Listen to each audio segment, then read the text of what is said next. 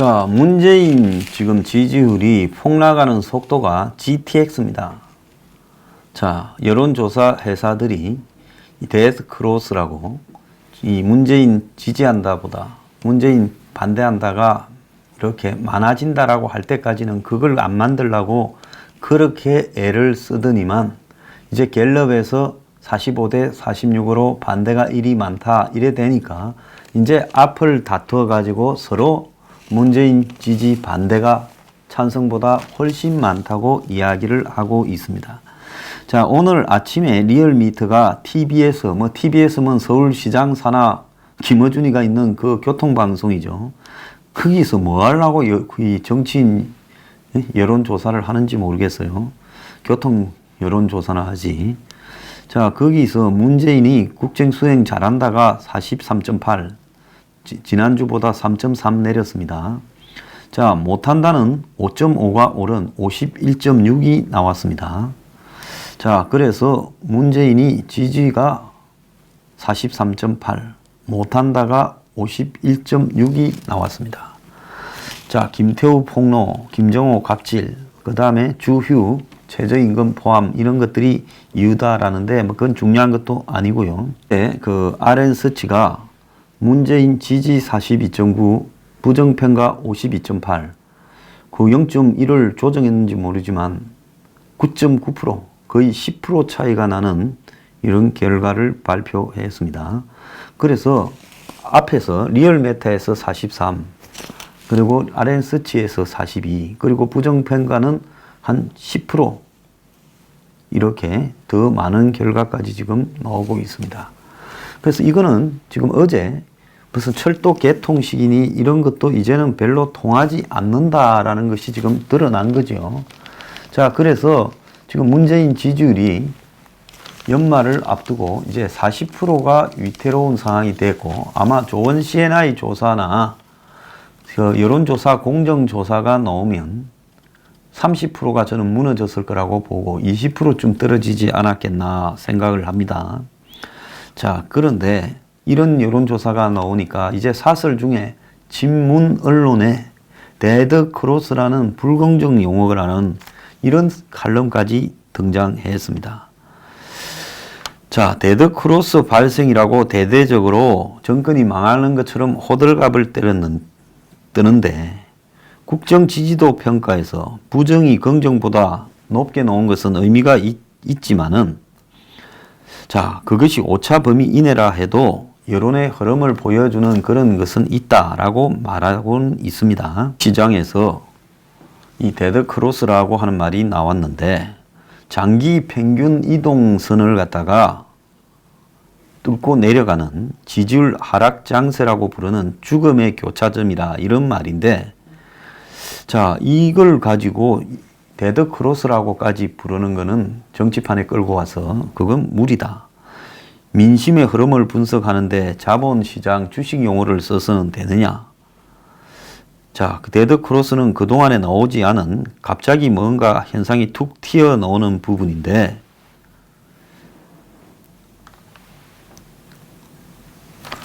역대 모든 정권에서도 1, 2년이 지나면 이런 데드 크로스가 일어났는데 자, 그런데 과거 정권에는 데드 크로스라고 말을 안 쓰더니만 이번 정권에서는 데드 크로스라고 하느냐, 왜 이렇게 고약한 말을 쓰느냐 이런 이야기를 하고 있습니다. 참 아부도 가지가지를 합니다. 이 대학 교수라는 인간이 이런 아이고 그냥 그렇게 살다 가라 그러십시오. 그런데 중요한 거는요, 이제 이게 끝이 없이 내려갈 거라고 하는 부분이고 문 정권은 이제 데드 크로스를 기록한 이후에 이걸 회복할 방법이 별로 없을 거라고 지금 예상이 되고 있습니다. 지금 언론들은 문에게 부족한 것은 지가 아닌 덕이다.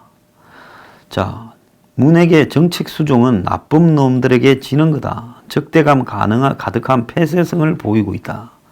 1970년대 이래 그대로 노무현 시즌2보다는 박근혜 시즌2 같은 지금 상황으로 가고 있다.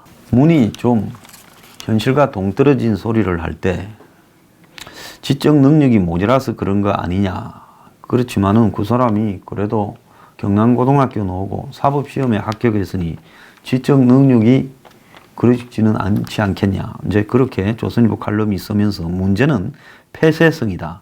1970년 이영애한테 빠져서 한국 보수보다 북한을 더 좋아하고 미국보다 중국을 더 좋아하고 노무현이 가장 존경한 사람이 마오쩌둥이라고 한 것처럼 문재인도 역시 그런 쪽에 시각이 꽂혀 있다 보니까 자, 관심이 많은 분야는 해박해지고 그리고 관심이 없는 분야는 무지해지면서 최저임금 효과가 90%또 자동차나 조선업에 물 들어온다 이런 소리를 하는 거 아니냐는 거죠. 자, 그러면서 대선 때 안희정 지지율이 오르자 안희정한테는 분노가 없다 했는데 왜 보수하고 재벌에 분노하지 않느냐. 아직도 문은 친일파가 보수 군부 재벌로 변했다라고 이야기를 한다는 거죠. 그런 저기를 가지고 전 정권 사람들을 집요하게 조지고 있다는 겁니다. 자, 민주당 쪽의 말을 들어보면 전 정권 사람에 대해서만 그러는 게 아니라 화해, 용서, 관용하고는 거리가 멀다는 거죠. 한번 눈에 나면 그걸로 끝이 된 경우를 여러 건을 들었다는 겁니다. 눈밖에 나게 된 경위도 사소했다는 거예요. 선거 때 다른 진영에 있던 사람들을 영입한 것은 순전히 전술적 차원이었는데 대선 때 같은 당의 송민순 외교부 전 장관과 노무현 때 있던 그 북한 인권 결의안 문제를 갖고 티격태격한 게 있죠. 그때 문희 비서실장이었는데 뭐 어쨌니 하는 거.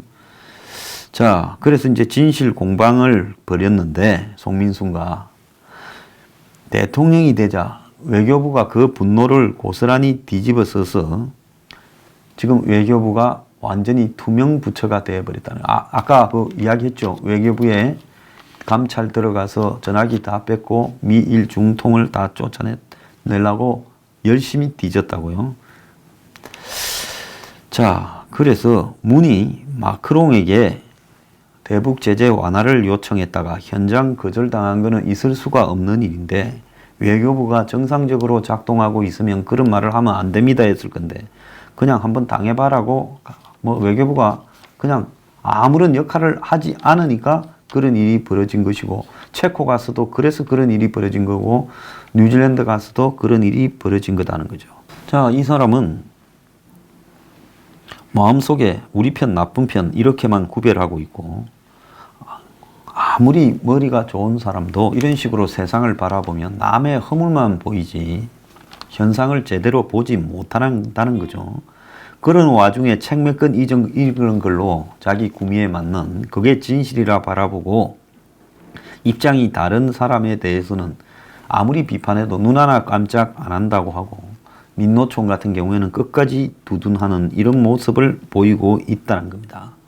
그래서 문은 한마디로 이 덕이 없다라는 거죠. 과거에 노무현은 싸우다가도 잘못했다는 게 자기가 생각이 들면 인정은 해줬다는데 이 사람은 그런 것도 없다는 거예요. 그래서 지금 문이 그야말로 이 온고집에 한마디로 제왕이 되어 간다라 이렇게 지금 이야기를 하고 있습니다. 그래서 노무현을 어설프게 배운 비극이다. 이제는 문재인 때문에 노무현이 칭찬받는 시대가 되었습니다. 저는 뭐 그게 동의하지 않습니다만은 그래도 저는 노무현은 몇 번 만났고 여러 번 만났죠. 같이 둘이서도 밥도 먹어봤고 그런데 문재인은 제가 한 번도 만나보지 못했습니다. 자, 그런데 내가 보더라도 적어도 노무현이 문재인보다는 몇 배 나은 사람이라는 것은 맞는 것 같아. 절대적으로 나은 사람은 아니라고 생각하지만 그래도 문재인보다는 낫다. 이거는 동의합니다. 자, 오늘 중앙일보에 보면 박병균 칼럼에 평양 14선언을 할 때 김정은이가 뜬금없이 하루 더 있다 가라 하니까 노무현이 잠시 머뭇거렸다는 거예요. 그러니까 김정은이 아빠가 더 그거 못하시냐 대통령이 이러니까 노무현이 당황하던 낯빛을 거두고 큰 것은 제가 결정하지만 작은 일은 자기가 결정하지 못한다 이렇게 말을 했다는 겁니다. 그래서 노무현의 자존심이 김정은이가 빈정대니까 이렇게 발휘된 순간이다 이거죠. 자, 노무현이 2007년 임기 마지막 해에 제주 해군기지 계획을 내놓았는데 무장평화다 해서 서있어도 무장력이 있어서 평화가 유지된다. 그러면서 제주에 이제 해군기지를 이렇게 세워서 강대국 함정들의 움직임을 파악하고 이제 하겠다는 거죠. 자, 그런데 그렇게 시작된 노무현의 제주 해군기지가 이후에 강정기지 반대운동에 엄청 시달렸죠.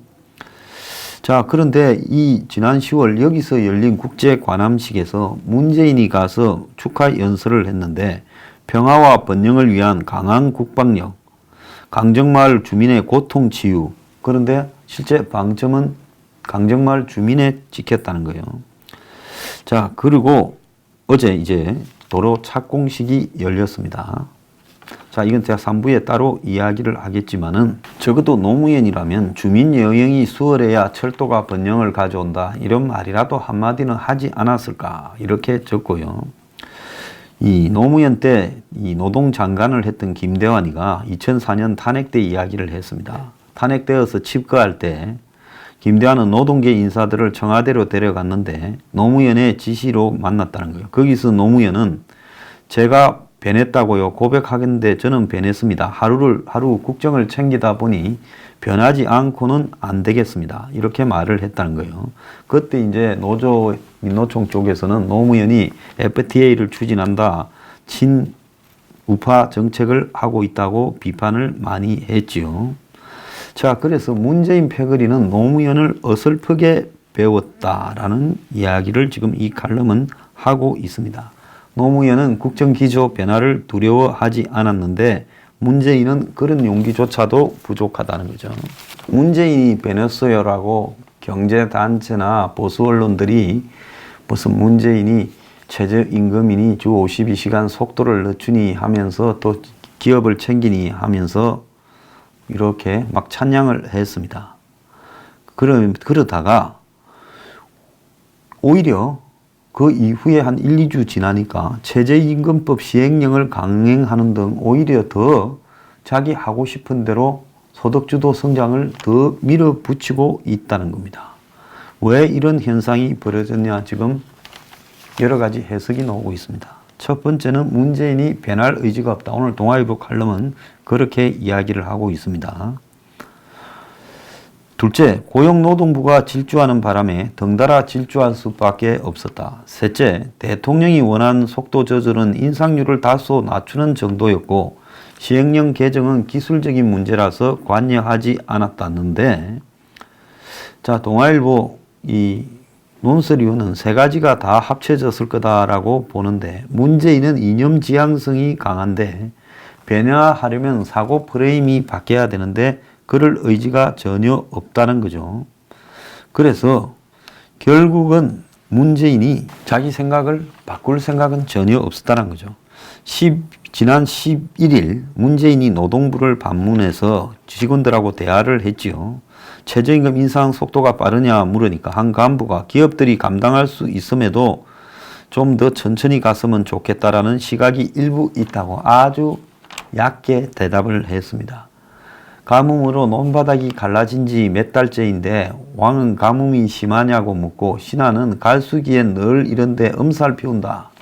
이렇게 말하는 장면이 연상되었다는 거죠. 자, 현 정권 들어서 지금 이 국방부 또한 정권의 관심사, 문재인의 관심사만 치중하고 있다는 거죠. 그래서 지금 국방부가 북핵 미사일에 대응하기 위한 한국형 삼축 체계 개발 이런 거는 다 사라져 버렸고 이 군사 합의를 이행하는 전작권 전환이나 더 나아서 이제 북한이 주적이다라는 걸 없애는데 더 집중하고 있다는 겁니다. 자, 문재인은 변할 수 있을 것인가? 못 변한다는 거죠. 참모나 주변에서 고언을 하고 균형을 잡아줘야 되는데 지금은 군부 독재 시대 70년대의 시각이 멈춰버린 대통령이 지금 그 앞에 딱 버티고 있고 그리고 이 청와대와 내각에는 딸랑이거나 문재인보다 더 시각이 왼쪽으로 비틀어진 사람들이 전부 포진하고 있어서 변할 가능성이 거의 없다는 겁니다. 문재인이 성탄 메시지에서 박노해 시인의 그 겨울의 시를 인용했다는 거예요. 결국은 이제 이 문풍지 우는 겨울밤이 되면 할매는 이불 속에서 장터 거지들은 갱찬을란가 소금 창고여 문둥이는 얻어 죽지 않을란가 뒷산에 노루토끼들은 굶어 죽지 않을란가. 문제는 다 굶어 죽고 있어요. 자, 뭘 뻔한 소리를 묻고 있는지 좀 이렇게 분노가 치밉니다. 대검이 오늘 특감반에 김태우에 대한 징계 결과를 발표했어요. 감찰 결과 중징계를 요청하기로 했다라는데 대검 감찰본부가요. 자, 그 중징계 요청 요구가 민간업자와 부적절한 골프를 쳤다라는 거 하고 특감반원으로 일하던 당시 감찰한 내용을 언론에 제보해 공무상 비밀 유지를 위반했다라는 혐의 2개로 이렇게 중징계를 요청하기로 했다는 겁니다. 또 과학기술통신부 공무원 비위첩보를 생산한 뒤 이를 토대로 과기정통부 사무관, 5급 사무관에 지원했다는 의혹과 또 지인 건설업자가 뇌물 공유로 경찰 수사를 받고 있을 때 이 수사 상황을 알아봤다는 사실도 이 사실로 확인됐다고 밝혔습니다. 중징계는 최고 파면이 가능한 징계로 이 소속 검찰청이 중앙지검 또는 서울고검징계위원회에 의뢰해서 이제 감찰부가 대검 감찰부가 이렇게 징계 가이드라인을 책정하면 김 수사관 소속 검찰청이나 상급기관인 서울고검징계위원회에서 최종 징계 수위가 결정된다. 이렇게 지금 발표를 했습니다. 그런데 특이한 것은 수사 의뢰를 하지는 않겠다는 거예요. 검찰이 아마 지금 김태우를 자기들 손으로 죽이려고 하게 되면 김태우는 알고 있는 검찰 내부의 이야기를 터뜨릴까 봐 너 그냥 옷만 벗고 나가라. 우리가 너를 이렇게 수사 의뢰해서 처벌하지는 않겠다. 뭐 이런 쪽으로 정리한 거 아니냐. 김태우가 아는 게 많기는 많은 것 같습니다. 자, 문준용이 지난 대통령 선거 직후에 여러 언론에 인터뷰를 했지요. 자, 그래서 선거 때 안 보인 게 아마 게임을 하나 띄우려고 했다. 뭐 그런 식으로 해석도 되고 했는데요. 자, 그 민준용이 이 한 작은 게임 회사에 이 이사로 들어가서 이사 4명 중에 이름을 올리고 공동으로 게임 회사를 하나 설립을 해서 거기에 2015년부터 한 2년간 집중을 해왔다고 합니다. 티노 게임즈라는 회사의 공동 설립 멤버로 거기에 이제 대표라는 사람은 문준용과 부산 고등학교 동문이래요. 그래서 이 문준용이 개발에 직접 참여해서 뛰어들었던 마제스티아라는 게임이 실패를 했다는 겁니다. 그래서 그 회사인 티노게임즈라는 회사가 거의 망해버린 것 같아요. 자, 마제스티아라는 거는 전략형 역할 수행 게임, 그러니까 RPG 게임이라고 롤플레이 게임인데 아스왕, 나폴레옹, 징기스칸 등 캐릭터를 선택하고 이 동양서양, 올림포스, 판타지, 암흑 등 5가지 무대에서 대결을 벌이는 전략 게임인데 자, 지난해 5월 그러니까 딱 문재인 당선되는 즈음에 이것이 이제 출시가 되었어요. 그래서 당선 직후에 문준용이 여러 언론에 등장해서 게임하고 있었다. 게임 만들고 있었다. 이렇게 막 이야기를 했지요. 그래서 일부는 언론을 그렇게 피하던 문준용이 자기 아버지가 대통령이 되니까 이제 나타나서 이야기를 하는구나 이런 생각도 했지요. 그래서 홍보하는 거냐 이렇게 비아냥거린 사람도 있습니다. 그래서 대통령 아들이 만든 게임이라고 화제가 되었지만은 성과가 별로 없었고요.